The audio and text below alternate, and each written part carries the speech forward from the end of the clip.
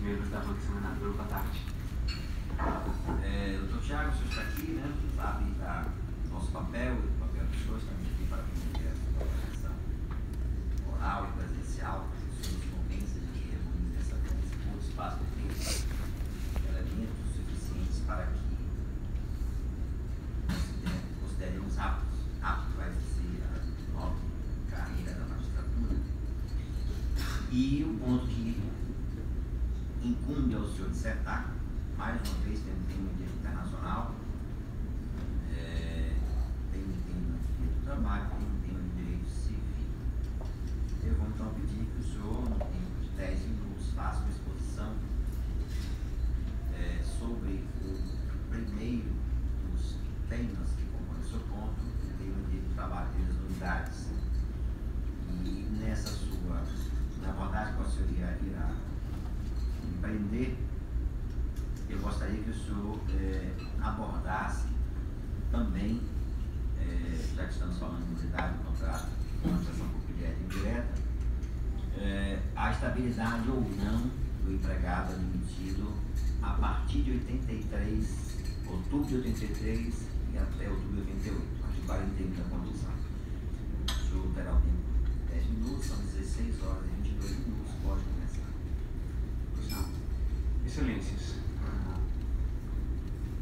os elementos jurídico-formais para a validade do negócio jurídico estão descritos no artigo 104 do Código Civil, que são agente capaz, objeto lícito, possível, determinado ou determinado, de forma prescrita ou não defesa em lei. Se os contratantes não observarem esses elementos jurídico-formais, incidindo em alguma das hipóteses do artigo 166 do Código Civil, o resultado será um negócio jurídico nulo, o qual não produz efeitos, não pode ser convalidado pela passagem do tempo, nem confirmado pela vontade das partes. Esta é a concepção civilista das nulidades. Entretanto, esta concepção ela se mostrou insuficiente para resolver alguns problemas do âmbito trabalhista, em razão de peculiaridades do direito do trabalho. Essas peculiaridades são a impossibilidade jurídica de retorno das partes, a situação anterior ao negócio jurídico, uma vez que não é possível devolver ao trabalhador a energia que ele despendeu prestando serviços. O princípio da vedação, o enriquecimento sem causa, já que se o empregador se beneficiou da prestação de serviços, seria justo que ele cumprisse, em alguma medida, as obrigações do contrato de trabalho como empregador, e a prevalência do valor social do trabalho, que é fundamento da Constituição da República, no artigo 1º. É também direito social, no artigo 6º da Lei Maior, e o primado do trabalho integra a ordem social. Portanto, esses três elementos favoráveis aos direitos trabalhistas, sopesados com o interesse público de outros valores, permitiu que a doutrina construísse diferenciações entre trabalho lícito e trabalho proibido, e a partir delas criasse uma concepção muito própria de nulidades do direito do trabalho. A diferenciação entre trabalho ilícito é que este configura uma infração penal, enquanto que o trabalho proibido é aquele que viola uma norma, mas não chega a configurar uma infração penal. Atento a esta diferenciação, a teoria das nulidades trabalhistas construiu três categorias de produção de efeitos. Pode haver uma produção ampla de efeitos, quando se trata apenas de um trabalho proibido, quando a norma que foi violada é uma norma protetiva. É o caso de um adolescente de 15 anos de idade que presta serviços no período noturno. A norma que protege o trabalho noturno nessas condições não pode ser usada para negar-lhe o adicional noturno, inverteria a própria lógica da proteção. A teoria trabalhista das nulidades também fala em negativa total de efeitos quando o trabalho é ilícito, quando configura crime ou contravenção.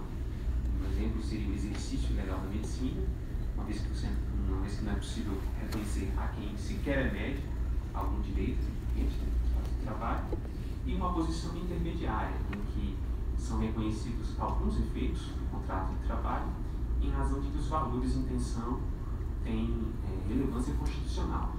Este é o caso de contratos de trabalho firmados com a administração pública sem a observância do requisito da prévia aprovação em concurso público.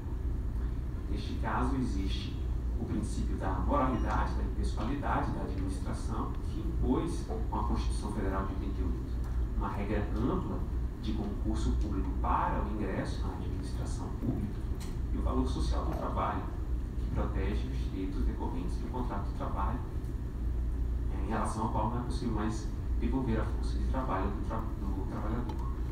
Da tensão entre estes valores, o TST se debruçou sobre o tema e firmou súmula número 363, promovendo um equilíbrio, afirmando que o contrato de trabalho, após a Constituição Federal de 88, sem prévia aprovação em concurso público, é nulo. Entretanto, assegura ao servidor o direito aos salários, observada a contraprestação pactuada e o número de horas trabalhadas, e também os depósitos do FGTS. Essa posição consagrada na jurisprudência do TST foi confirmada em acórdão do STF, que, em recurso extraordinário com repercussão geral reconhecida, manteve a decisão da Justiça do Trabalho, entendendo que a nulidade para a ausência de concurso público é uma nulidade qualificada, uma nulidade que implica não só o desfazimento da relação jurídica, mas também a punição da autoridade responsável. É uma nulidade tão qualificada que ela alcança também a parte contratada, que não pode simplesmente se desvencilhar dizendo que desconhecia a proibição constitucional. Com relação à estabilidade dos contratos que foram firmados no quinquênio anterior à Constituição Federal, o ato das disposições constitucionais transitórias assegura, excepcionalmente, estabilidade aos servidores que já estavam em exercício há mais de 5 anos, quando da promulgação da Constituição.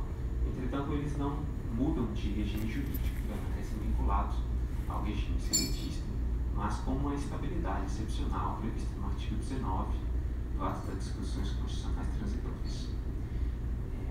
Em conclusão, Excelência, e com devido respeito à corrente que defende a produção ampla de efeitos, mesmo com relação a um contrato nulo por ausência de concurso público, entendo que a súmula 363 fez um adequado equilíbrio entre os valores inconfidos, não adotando uma solução extrema de negar totalmente os efeitos, nem a solução do outro extremo de reconhecer amplos efeitos. Seriam essas, Excelência, minhas considerações. Muito obrigado, Tiago. Passando agora às indagações. O senhor comentou, anotei aqui nas suas palavras, mencionou a diferenciação que existiria quando os efeitos do contrato de trabalho entre o trabalho proibido e o trabalho ilícito. E eu gostaria que o senhor respondesse essa perspectiva, duas situações distintas. Situações que talvez não ocorram na cidade de São Paulo, mas acontecem no Nordeste, onde o senhor e eu somos ordinários. A pessoa que trabalha vendendo apostas no jogo do bicho, que é uma atividade que nós sabemos aqui no Brasil, no estrangeiro brasileiro, ilícita. E outra, a que trabalha internamente numa casa, é o garçom de uma boate que explora a prostituição. Eu pediria, por favor, aos presentes, sem nenhum problema de ficar, mas põe o celular no silencioso para não atrapalhar a acreditação do candidato, por favor. Faço um apelo que verifique se não estão no silencioso, pode prejudicar o candidato, quebrar a concentração, por favor.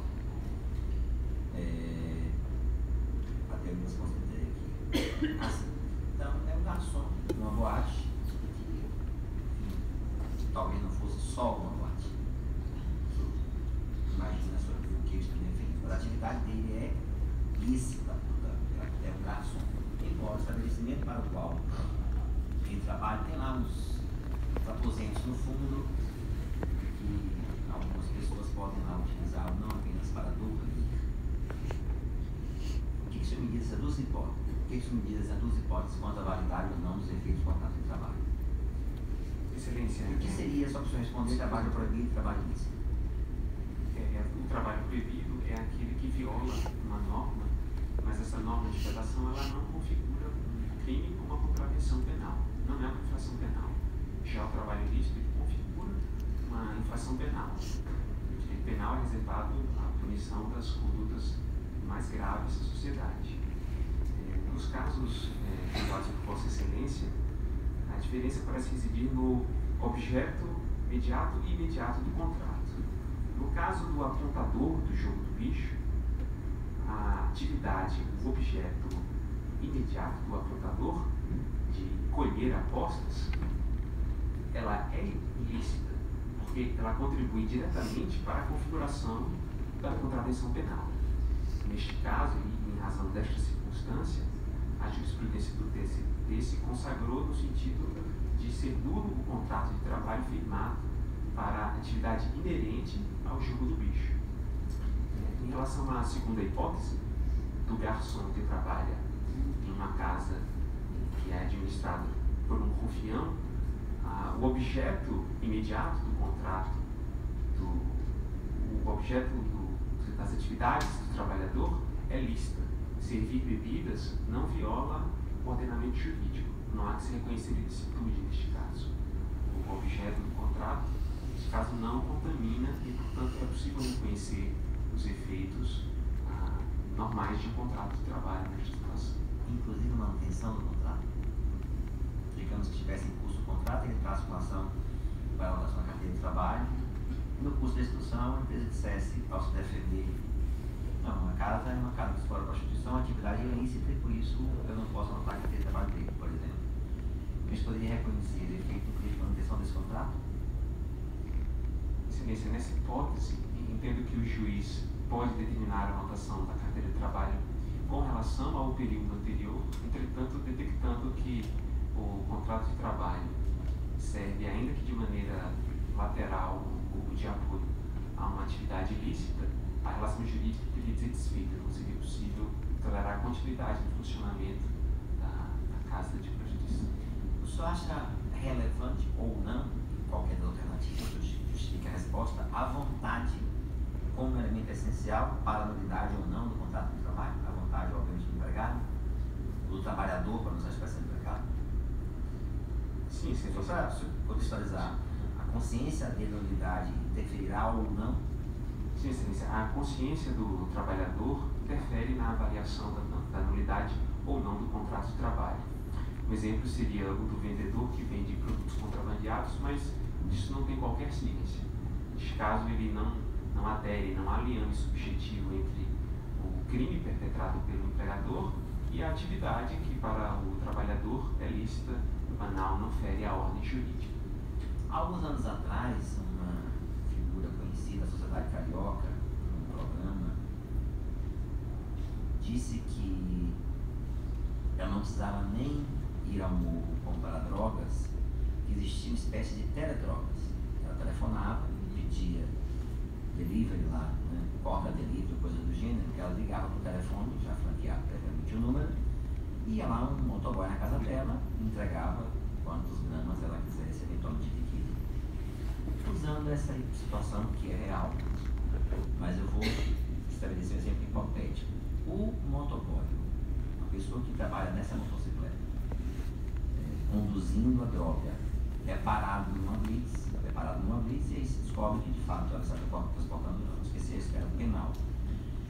E ela alega que não conhecia, não sabia o que transportava, o que entregava era um pacote, ela entendia que era um pacote de um produto lícito.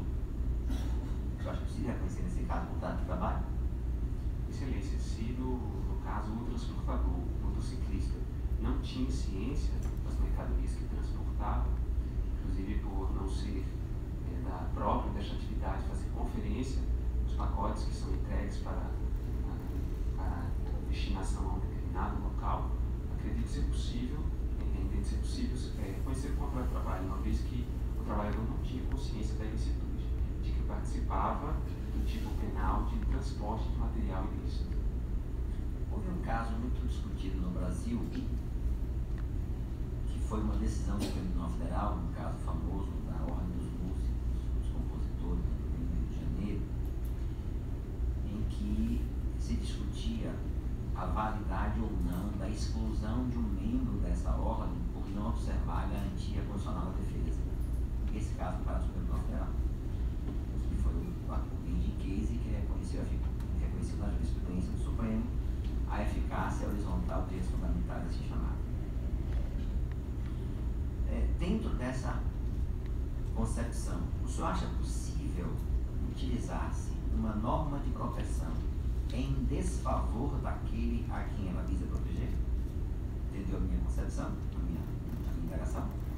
Sinceramente, eu não penso que se compreende bem uma norma de proteção pode ser utilizada contra aquele para quem a norma existe, ou seja, quem a norma objetivava proteger? Excelência, embora não consiga figurar algum caso concreto específico, entendo que uma norma protetiva não pode ser utilizada em detrimento da pessoa a quem ela protege, uma vez que isso feriria a linha teleológica da norma, da interpretação dela. Se ela nasceu para defender determinada situação, não pode ser aplicada e gerar efeitos contrários àquilo que motivou seu nascimento. O senhor reconheceria a validade plena de contrato de trabalho de um menor de 10 anos, trabalhava no Clube de São Paulo como goleiro numa casa de tênis? Sim, isso. Coisa que eu já vi por aí, não em São Paulo, mas já vi em outros lugares. Um menino de 11 anos, um clube de tênis pegando as bolas. Sim, excelência. O contrato de trabalho com um ser humano com 10 anos de idade viola frontalmente a Constituição, uma norma protetiva que impede qualquer tipo de trabalho abaixo de 14 anos de idade, mas não reconhecer os direitos trabalhistas dessa criança seria puni-la duplamente. Puni-la pelo fato de que não pôde se dedicar à escola no período que estava empregada e puni-la também por não lhe reconhecer os direitos trabalhistas referentes a este contrato de trabalho. Então, o senhor reconhece a possibilidade de que esse contrato produza efeitos plenos? Ou, caso negativo, pode ser o contrário? Deixa eu justificar esse ponto. Sim, seriam efeitos plenos, à exceção da continuidade do união empregatícia. Uma vez detectado que se trata de trabalho infantil, violando frontalmente o artigo constitucional, seria possível que ele se mantivesse nesta atividade. Quanto à sua exposição inicial, eu solicitei que o senhor fizesse uma abordagem sobre o artigo 41. Não me lembro de eu ter dito. Pode ser que eu tenha esquecido, mas eu esqueci. Não. O artigo 41 da Constituição Federal afirma que no serviço público adquirem estabilidade após o decurso do prazo de 3 anos aqueles servidores que forem aprovados no teste especial de qualificação feito ao período a fim do período trienal, o estágio probatório, uma vez cumprido o estágio probatório.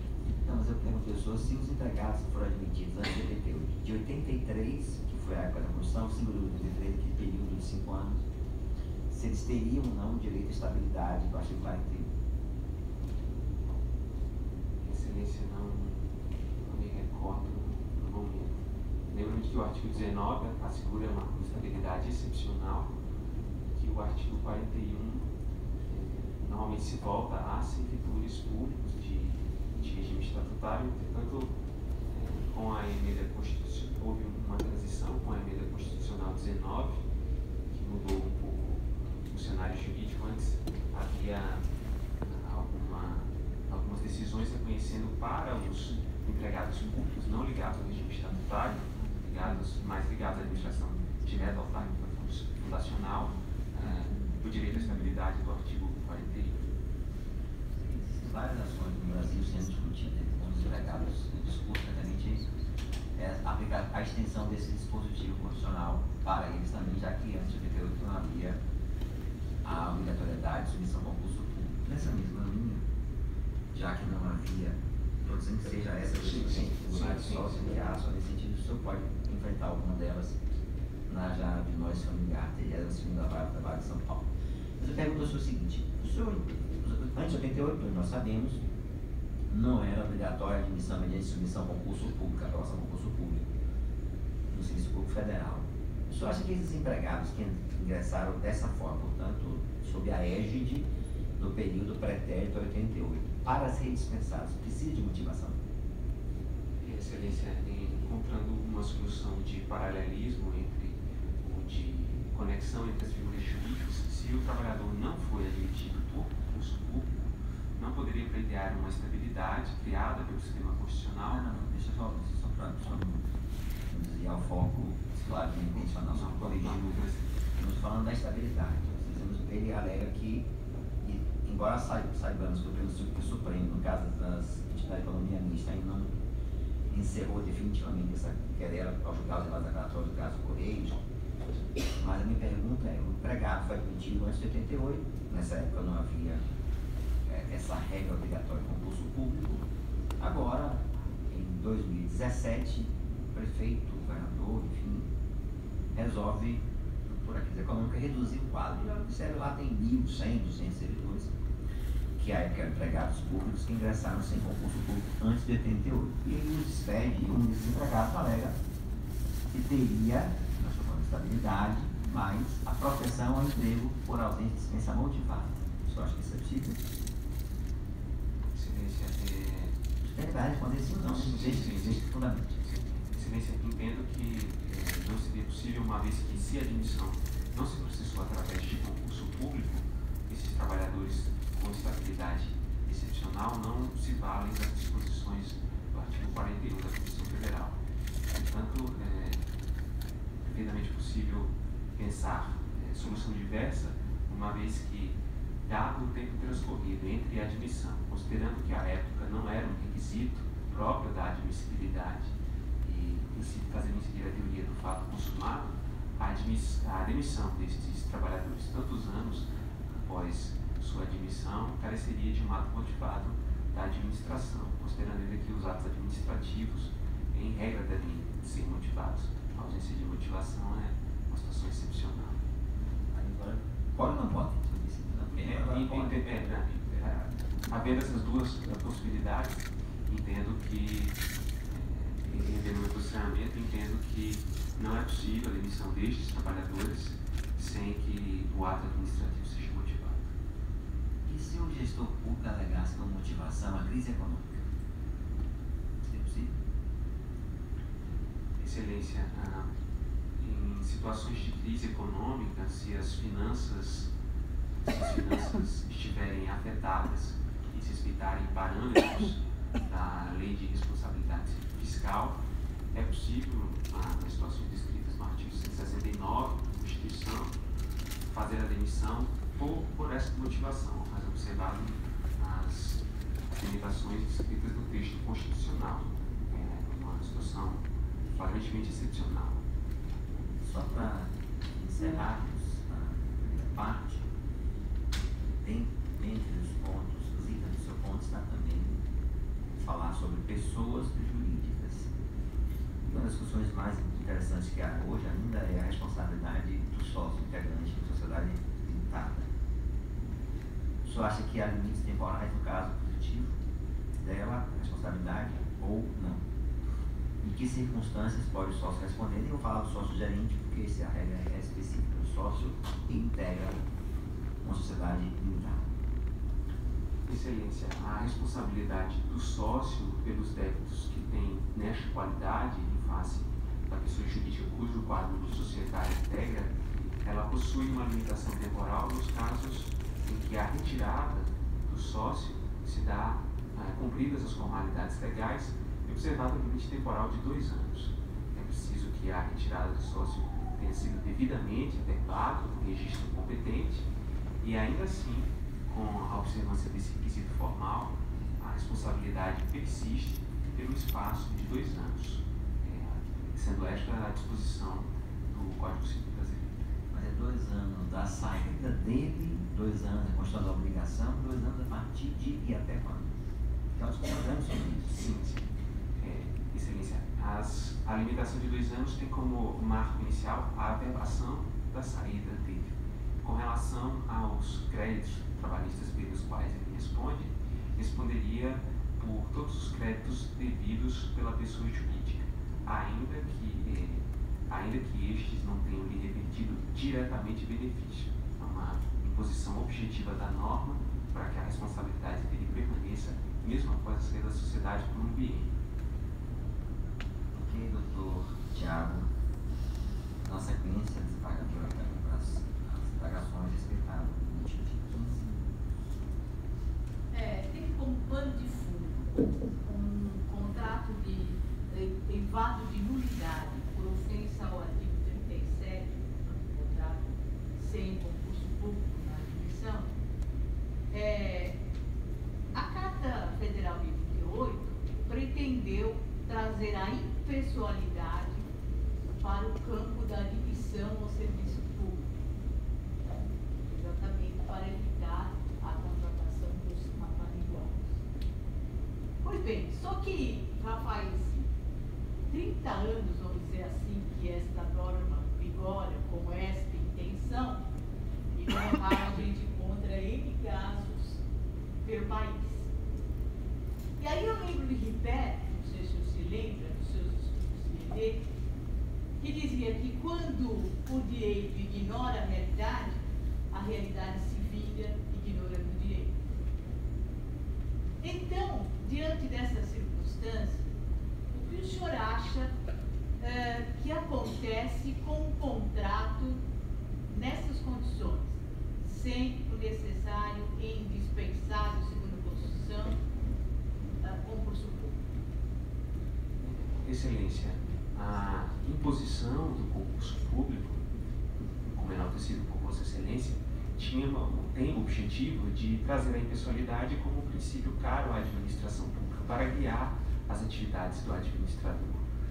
Embora essa diretriz ainda venha sendo desrespeitada tantos anos após a promulgação da Constituição Federal de 88, não seria possível, pela passagem do tempo, contratações sob a égide da Constituição Federal de 88 serem convalidadas, uma vez que é preciso dar máxima efetividade e respeitar a força normativa da Constituição. Nestes contratos celebrados nulos, sem observância do concurso público, a solução é intermediária, concedendo-se a contraprestação pactuada em relação ao número de horas trabalhadas e observado o piso do salário mínimo, mais os depósitos do FGTS, há uma previsão específica na lei do FGTS, mas não mais outros efeitos, inclusive sendo tarefa dos Ministérios Públicos, que ganharam enorme relevância com a Constituição Federal de 88, deixando de prestar consultoria das entidades públicas para passarem a defender a ordem jurídica, processarem os administradores por propriedade administrativa nesses casos. Tem visto o rigor do Código Civil para descrever a validade do ato jurídico, considerando que este requisito fundamental não é atendido no concurso, esse ato de contratação sem concurso é ato nulo ou anulado? Excelência, este ato, sem a observância de uma formalidade essencial para a vista da Constituição, é um ato nulo. Entretanto, apesar de nulo e apesar dos rigores do Código Civil com relação ao reconhecimento de efeitos de um ato nulo, já que tradicionalmente apagam-se inclusive os efeitos que foram passados, restituindo-se as partes da situação anterior, a circunstância especial do contrato de trabalho, para que o trabalhador não fique completamente desamparado desta situação, ainda que haja a circunstância da nulidade, ditou uma solução de equilíbrio, que conserva-se o direito simplesmente ao salário nominal, sem quaisquer adicionais, e o direito sendo posto ao FGTS. São efeitos mínimos para equilibrar as situações. Então a gente criou um caso de nulidade ato nulo relativo, é assim? Poderia, eu não saberia atribuir poderia ser usar esta nomenclatura, um ato nulo que, excepcionalmente, fugindo à teoria rigorosa do direito civil, produziria alguns efeitos. E no rigor do que é um ato nulo e em que consistem os seus efeitos, qual é o fundamento que, por exemplo, o TST apresenta para conferir alguns direitos decorrentes desse ato a despeito do Excelência, alguns dos fundamentos acolhidos na jurisprudência do TST para gerar alguns dos efeitos seriam uma questão de impossibilidade fática, de retorno à situação anterior, uma vez que a força de trabalho já foi despendida, o tempo que o trabalhador dedicou ao trabalho já se consumou, não é possível praticamente restituí-lo ao estado anterior. A vedação ao enriquecimento sem causa, que é um princípio importantíssimo do direito civil, impede que alguém se enriqueça à custa de outrem, e o valor social do trabalho, que imanta a própria ordem constitucional, que deixa claro em diversas passagens do texto constitucional a relevância do trabalho, do primado e de sua essencialidade para a sociedade brasileira. Então, considerando que o direito ao trabalho e o próprio contrato de trabalho em si traduz um direito fundamental do trabalhador que presta serviço, o senhor acha que dar esses efeitos relativos ao contrato nulo, como a jurisprudência tem feito, porque não se pode restituir ao status quo ante, seria o caso de a gente anotar o contrato de trabalho na carteira? Excelência,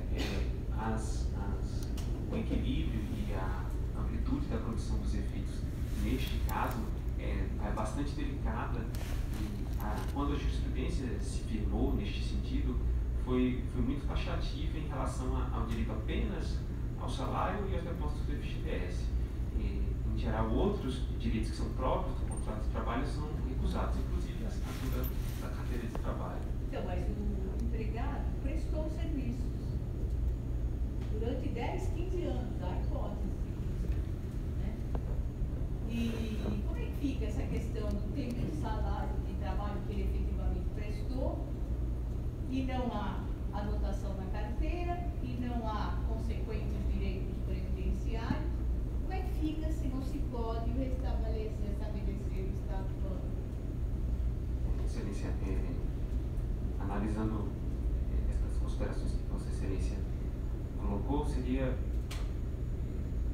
possível uma solução de que a carteira de trabalho é anotada, talvez não no trecho referente ao contrato de trabalho, mas as anotações gerais, a fim de que fique algum registro material de que houve aquela relação jurídica, ainda que eivada de nulidade, para o registro. A CTBS, além de ser um documento essencial que registra os contratos de trabalho, também traz a memória daquele profissional. O senhor julgaria procedente esse pedido do empregado? Excelência, não julgaria procedente nos termos de uma assinatura de um contrato de trabalho, mas determinante a anotação na carteira de maneira a registrar apenas o histórico de que aquele evento ocorreu. Mas aí o senhor registra com essa observação, que é apenas um registro histórico? Não existe. É um registro de que houve um contrato de trabalho, a parte da anotação gerais, firmado com um ente público no período de tanto a tanto, especificando as datas. Mas sem que isso figure na parte própria do contrato de trabalho. E o senhor acha da contratação sem concurso público ser considerada, como alguns fazem, contrato inexistente? O senhor resolve o problema que esteja acontecendo para desviar do lamento nulo? Excelência, a categoria da inexistência do direito civil, que diz respeito aos próprios elementos, aos pilares essenciais do negócio jurídico, ela tem uma aplicação que cada vez mais vem sendo restringida, uma vez que a inexistência é uma pecha tão grave na gradação dos planos da escala kantiana, ela é tão relevante que contratos que geraram efeitos que se produziram na realidade, e o contrato de trabalho é um contrato de realidade, não poderiam ser taxados de inexistentes.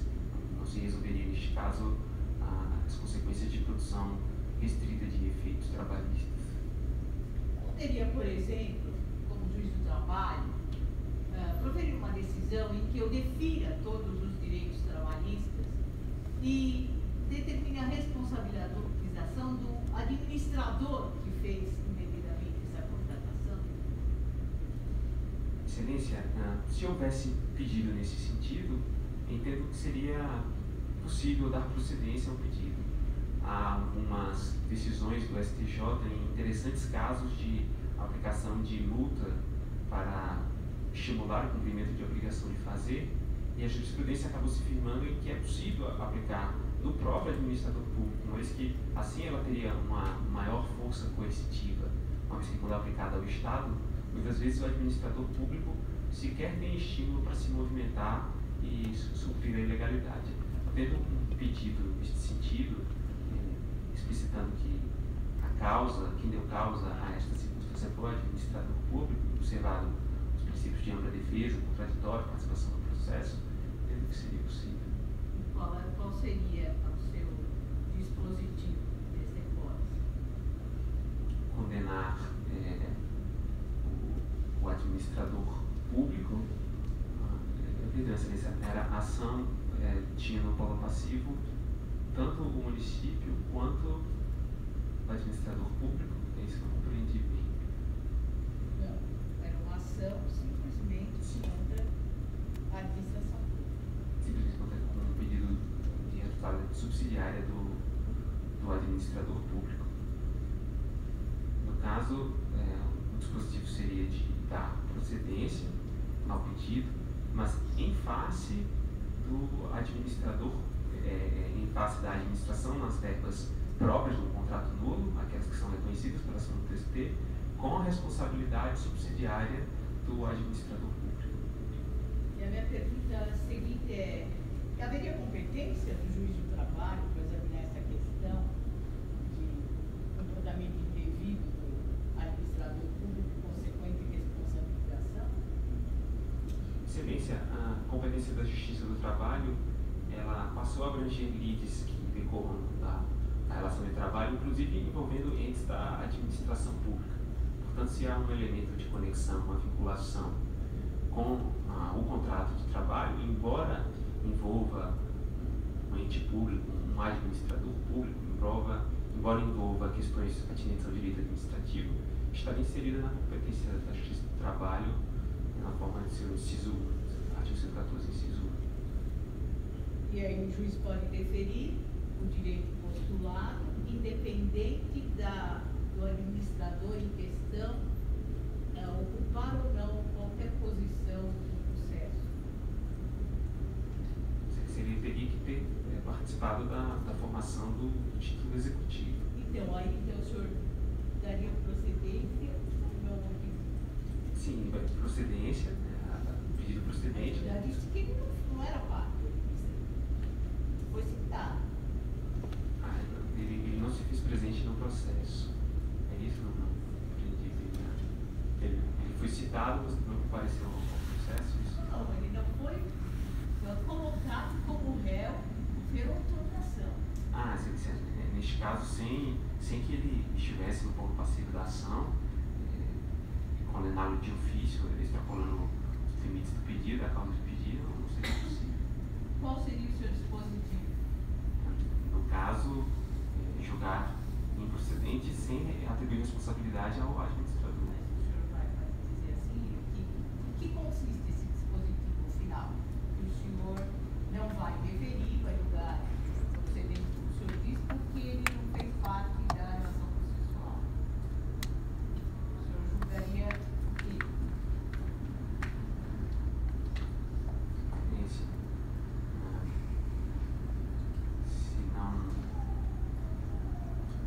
Se ele não participou da relação processual,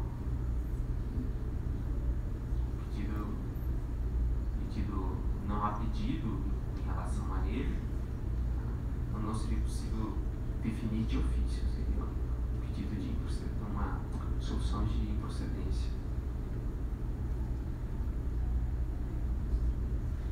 Muito obrigado, doutor Tiago. Na sequência, doutora Gilda, da sua arguição, observador.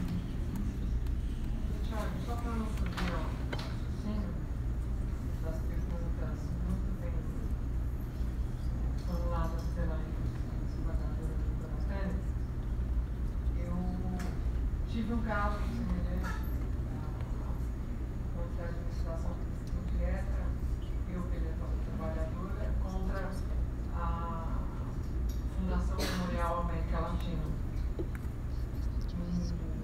Em primeira instância, eu até achei que a juíza tinha errado de pasta, de sentença, faz muito tempo. Porque ela deu tudo e colocou o contrato nulo nos termos do artigo 37 da Constituição Federal. Recorreu ao tribunal, o tribunal a sentença inteira, com base, inclusive, na sua argumentação, porém, fez aquela meia sentença, fez aquele bem bolado, anotou a carteira, mandou a Secretaria da Vara anotar, sim, a carteira da sentença, prefeitos, inclusive, presidenciais, mas não lhe deu horas extras, esses acessórios, porém deu fundo de garantia. E eu vi que o senhor também, ao argumentar com o doutor Antônio, o senhor disse que anotaria, mas não na página do contrato de trabalho, mas anotaria nas anotações gerais, dizendo que seria um contrato eivado de nulidade. O senhor acha que é um contrato eivado? Como é que a gente pode anotar? Porque a carteira de trabalho, a presunção é de júri ou juris o juris tanto? Juris tanto, ela admite prova em contrato.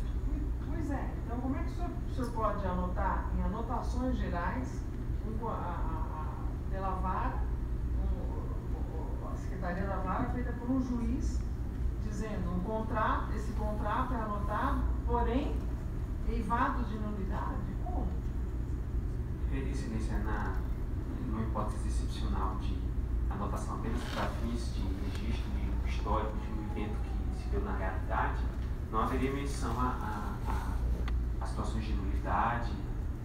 Mas o senhor falou aqui, eu anotei na hora, eivado de nulidade. O senhor disse que anotaria nas páginas de anotações gerais. Perdão, excelência, então, expressei mal, seria a anotação do contrato de... O senhor anotaria na parte de contrato de trabalho, como fez a Secretaria da Vara, determinando o comando do venerando acordo. Não, excelência, seria nessa hipótese excepcionalíssima de definir na parte de anotações gerais, vai ser menção sobre nulidade, não sobre a origem judicial da anotação. Mas nesse caso em tela, o comando do venerando acordo determinou que a Secretaria da Vara, da Junta na época, anotasse em carteira o contrato de trabalho havido entre as partes, que não foram, cujo prazo não foi pouco, foram a vida, 15 anos, apenas sonegando as horas extras. Então, ele, na verdade, não está eivado, nenhum dos, da época, havia juízes classistas, ninguém estava novo. Quer dizer, o contrato não estava eivado de nulidade. Né? Você não pode, como juiz, anotar em anotações gerais, apenas para efeito de memória, um contrato eivado de nulidade. Você não acha? Sim, excelência. Então, o senhor reformulou. Isso, revendo o posicionamento para negar a possibilidade de anotação do contrato nulo para os Porque a presunção da carteira de trabalho é justa de júri, quer dizer, no jurisdição admite prova o contrário, absolutamente. Você escreve o que você quiser na carteira de trabalho. Outra coisa, eu não sei se o senhor está a par, mas o Conselho Federal da Ordem dos Advogados acaba de digitar uma resolução, nem sei se foi resolução, mas existe hoje a figura da chamada Sociedade Unipessoal de Advocacia. Então, você que é detentor sócio de uma sociedade PJ de advocacia, você pode, mediante um modelo que a própria OAB e o site da OAB fornece, transformar-se numa sociedade unilateral de advocacia, desde que conste o nome Sociedade Individual de Advocacia, não perdendo, inclusive, o CNPJ. O senhor acha que existe alguma diferença em termos de responsabilidade entre a pessoa jurídica anterior e a pessoa jurídica que está se transformando? Em termos patrimoniais, naturalmente. A transformação de uma sociedade unipessoal. Não, de uma sociedade. Uma sociedade de advocacia, 2 ou mais sócios, mínimo de 2 sócios, para uma sociedade unipessoal. Qual a responsabilidade do sócio? Ela continua a ser integral perante seus clientes, seu constituinte? Excelência, Excelência, a disciplina das sociedades unipessoais de advocacia, que foi inserida na lei de regência da advocacia, inclusive ressaltando que esta sociedade pode resultar da concentração nas mãos de um único advogado, ela não substituiu o padrão de que os advogados respondem de maneira solidária por danos causados aos seus clientes. A disposição normativa. O advogado, né? Que ela será unipessoal. Isso, tanto a empresa, a sociedade de advogados, perdão, como os advogados que a compõem respondem de maneira solidária. Integral dos danos causados a seus clientes. E outra coisa, eu queria que o senhor me desse um exemplo bastante contundente, talvez até polêmico, de ato nulo e ato anulado. Excelência, um exemplo de ato nulo seria aquele em que o empregado é colocado como sócio da empresa, porque na verdade há uma relação empregatícia, apenas uma tentativa de burla às normas da CLT, uma tentativa de desvirtuar, de fraudar os dispositivos de proteção ao trabalho. Exemplo de ato anulável seria aquele que... Quem tem competência para punir a sociedade nesse caso? A ordem ou a Justiça do Trabalho? Ou a DRT? Excelência, as questões disciplinares referentes às sociedades de advocacia e aos advogados são de competência da Ordem dos Advogados do Brasil. Mas a DRT tem firmado vários TACs, termos de ajuste de conduta, com inúmeras sociedades de advogados, que contém no seu quadro social, entre aspas, advogados associados. Né? E agora o exemplo de ato anulável. Exemplo de ato anulável, a transferência de um empregado de uma localidade onde ele prestava serviços para outra sob a alegação de necessidade imperiosa dos serviços. Se é possível anular aquele ato, mas se de uma maneira que se mostrar vantajoso, o empregado posteriormente aquecer, haveria uma convalidação. Outra pergunta, não faz parte do seu ponto, mas eu queria saber se o senhor é a favor da unicidade sindical ou da pluralidade sindical? Excelência, a unicidade ou a pluralidade sindical, elas são sistemas diferentes de agregação, de estruturação do sistema sindical, e, portanto, me coloco favoravelmente à ampla liberdade sindical, à ratificação. Contra a atual unicidade sindical? Contra o sistema atual de unicidade sindical, de representação por categorias. A Convenção 87 da OIT é considerada uma das convenções mais importantes da OIT, é ratificada pela grande parte dos membros da OIT. Mas o Brasil não ratificou, exato. Seria, inclusive, por empecilhos decorrentes da própria ordem constitucional, que ainda não, mesmo com avanços a partir da Constituição de 88, ainda não se implementou um sistema de ampla liberdade sindical. Nesse caso, e respeitando as opiniões em contrário, de quem entende que as representações por categorias têm utilidades para saber, para conferir efeitos normativos aos acordos e convenções, para saber os âmbitos de abrangência. Com respeito a essas opiniões, entendo que um cenário de maior liberdade conquistaria maiores direitos dos trabalhadores. Enfim, doutor Tiago, muito obrigado. Está encerrada a sua audição. E com isto, eu dou por encerrada a sessão de audição, informando aos presentes e aos demais interessados, especialmente os candidatos, que a divulgação da nota ocorrerá amanhã, logo após a arguição do último candidato previsto. Portanto, tenham uma boa tarde. Até amanhã. Obrigado.